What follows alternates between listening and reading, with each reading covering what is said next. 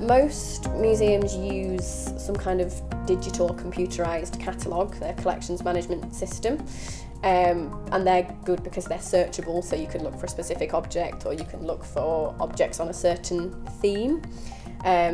It's important to know what you've got, where it came from, where it is now and why you've got it, so what story it can tell, what's special about it, and in order for it to be searchable you have to be consistent, so you have to have quite set rules about how you record your information and be accurate and up to date. All museums follow a collections management standard called Spectrum, which tells you what information to record and how, and that's to help you find your information in future.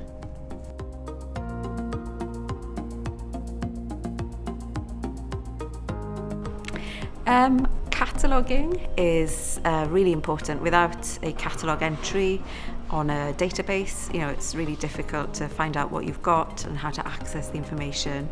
But increasingly, we're at the National Museum Amgueddfa Cymru, we're asking communities to tell us about objects. We're not the specialists in many cases.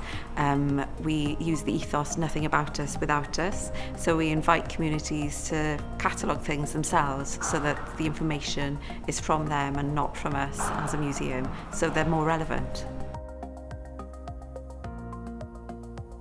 There are lots of ways of making your collection available online. Lots of museums have digitised their collection. There's been a really big push to digitise collections over the last sort of 5-10 years. Sometimes museums do it so that it's a searchable database. So you can search by theme, or you can search by name or by date period. If you look at any of the big national collections in London, they quite often have large searchable databases with beautiful digital images and a caption that goes with each one.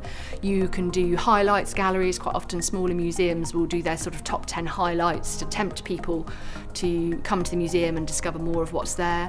Or something we've been doing with the Sporting Heritage and Armed Forces project is we've been doing online exhibitions where we've had people contributing their stories about their Sporting Heritage and Armed Forces material, and it's created an online exhibition on a specific theme.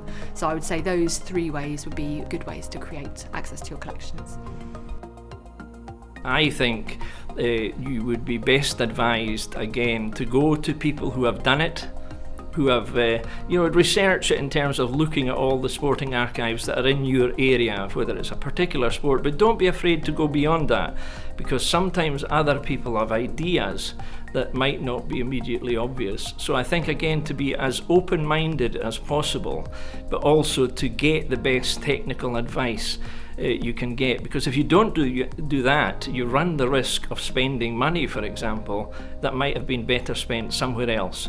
So if you go wildly planning your own activities without consulting, what's user-friendly, if you're working, for example, in an area, as we do in Shinty, if you're working in an area where people are living with dementia, for example, there's very specific types of access people in those circumstances need, because there are colours, there are fonts, there are all sorts of considerations that have to be taken into account.